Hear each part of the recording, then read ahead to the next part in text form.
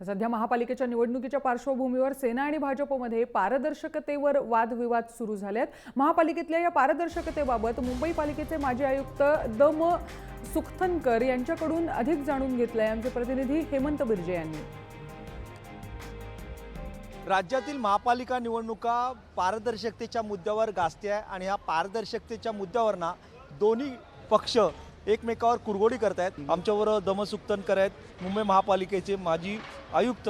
Sir, काय वाटतं हे पारदर्शकता नेमकी काय? महापालिकेला एक नंबरचं सर्टिफिकेट मिळालंय म्हटलं उद्धव ठाकरे आणि मुख्यमंत्री त्याच्यावर टीका करताना दिसतात। काय नेमकी ही पारदर्शकता, महापालिकेतली पारदर्शकता नेमकी काय आहे? मला असं वाटतं की पालिकाच नाही तर कुठचीही शासन प्रणाली असेल, मग ती सेंट्रल गव्हर्नमेंट असेल, स्टेट गव्हर्नमेंट असेल, पालिका असेल, पंचायत असेल, तिथे घेतलेल्या निर्णयाचं योग्य प्रकारे समर्थन त्यांनी केलं पाहिजे, त्याबद्दल माहिती दिली पाहिजे आणि त्याबद्दलचा उहापोह लोकांपुढे केला पाहिजे।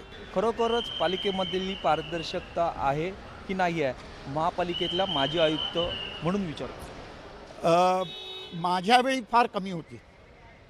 आता हळूहळू माध्यमांच्या प्रेशरखाली, लोकांच्या चौकसतेमुळे किंवा ज्या आपण NGOज म्हणतो त्यांनी पाठपुरावा केल्यामुळे ह्या गोष्टीत काही प्रमाणात प्रगती झाली आहे आणि सुशासन, ज्याला गुड गव्हर्नन्स म्हणतो, त्याचं हे एक महत्त्वाचं लक्षण आहे की तुम्ही पारदर्शकता ठेवली पाहिजे आणि घेतलेल्या निर्णयाबद्दल तुम्ही जबाबदारी स्वीकारली पाहिजे।